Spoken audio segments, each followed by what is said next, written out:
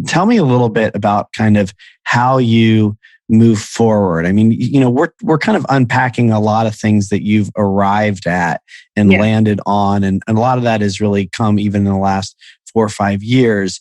What happens though, teenage years, you talked about kind of, living this double life, this, kind of, faking it and then going out and being, I mean, as you move into your young adult life, kind of tell me about that and really kind of like what happens that leads you to this point where you decide that you want to make the change? Well, I think I'll start with this. I always say that if you don't deal with life, life is going to deal with you. And I think that that's exactly what happened to me. I graduated from college and, I think that when I was in college, I want to say that I probably had a couple of panic attacks that I didn't realize that that's what they were. So at that point, the anxiety disorder that I would later be diagnosed with had already started to rear its head. But I didn't recognize it because I didn't have a language, to call it. So I experienced those types of things and insomnia and all that, but I just attribute it to, oh, that's just life. So I think, I meet Michael and I'm very confused, right? And not really sure of who I am. And so I look at Michael as this, knight in shining armor, which he is, and he was, he's great, but I looked at him in the way of like, okay, he's going to come and save me from all of this craziness in my family. And so I wasn't aware that knowing who I was or my personal identity as a woman was going to be so important going into that life.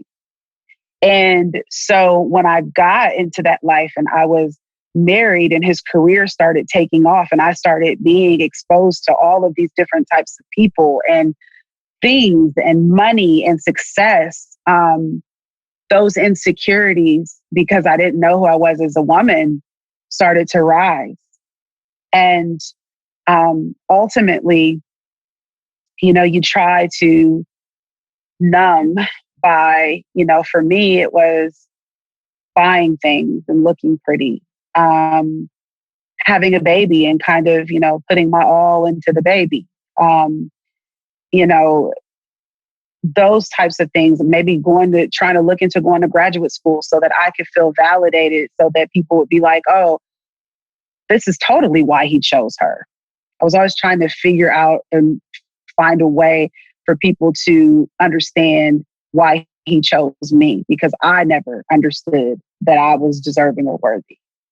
And so years and years and years of that, and a second baby later, I just have had all I could take, and I go to the doctor for a routine check, and they send me to get a mammogram, and I'm in the biopsy place the next day. And, being told that I definitely have cancer. They just need to figure out what type it was.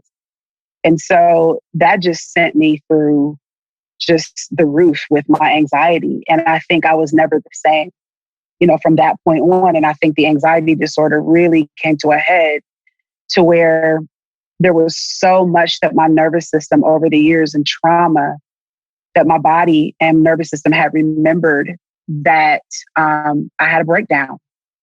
And that was what actually led me, on this whole path of mental health, journeying for myself and self-evolution, but also advocating for other people. So yeah, let's back up for a second. I think there's a lot there that's really important for people to hear. And what we're talking about is, these kind of imprints, programming, conditioning that happens at a very early age and then starts to show up in the way that we live and in the body, which I think is a piece that is becoming more understood. I mean, there's certainly people that have understood that for centuries, but there's been a lot of publicity more recently around somatic therapy, body keeps the score, taming the tiger. I mean, there's a lot there around trauma. I'm actually reading a great book right now called How to Do the Work. The Holistic Psychologist is a great follow on Instagram. And she kind of breaks down trauma bonds in a very kind of, elementary way, which I like. It's very simply and easily digested. And I'm learning so much about this, and I'm seeing in my own story, in your story, I think this is true for everybody, good, bad, or otherwise, right? That you get this messaging as a kid, as a child, and it gets into the body and it sits there, right?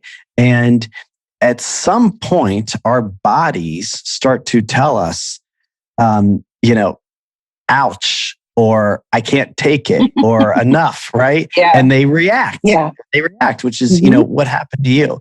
But I want to, before we talk about like the journey of healing, I'm really struck by the experience that you had with Michael, right? That like, yeah, of course, Michael is a great human being. Yeah. He's a wonderful man, right? Like you were attracted to that for sure, right? Yeah. And yet there was this wounded part of you that was also attracted to the Savior, right? And the validation that it's going to make everything okay. All my problems go away. All my dreams come true, right? And we do this. This is a thing that we really do, and we do it unconsciously. You weren't consciously really aware of why you thought that was true or needed that to be true. It just happened. And that unconscious action is that conditioning that's been embodied from childhood. And I just think it's fascinating because there's nothing, even when you talk about the eating disorders and the way that you acted out as a kid, like none of this is your fault, right? You just were born into this life, and then this happens, and it's not your fault. But there is a shame cycle. There is a lot of I don't know. It's such a struggle. So anyway, maybe you could just speak to it a little bit more before we kind of move to the healing piece. Yeah, absolutely. So before I even get to the Michael part, you said something so profound and beautiful that I want to point to. When you talked about the shame cycle and how none of it was my fault. Now, I realize what you're saying is true now, that it wasn't my fault. And one of the ways that I knew that I was starting to realize that was when every time I would have to go to therapy, I would get pissed because I was like, I am in therapy and I am in this place because of something that I didn't even break. I've got to fix something that I didn't break. And that was how I kind of knew that like I was starting to realize that like, this wasn't me. And I think that was when kind of the shame cycle from that particular part of my life started to break off of me.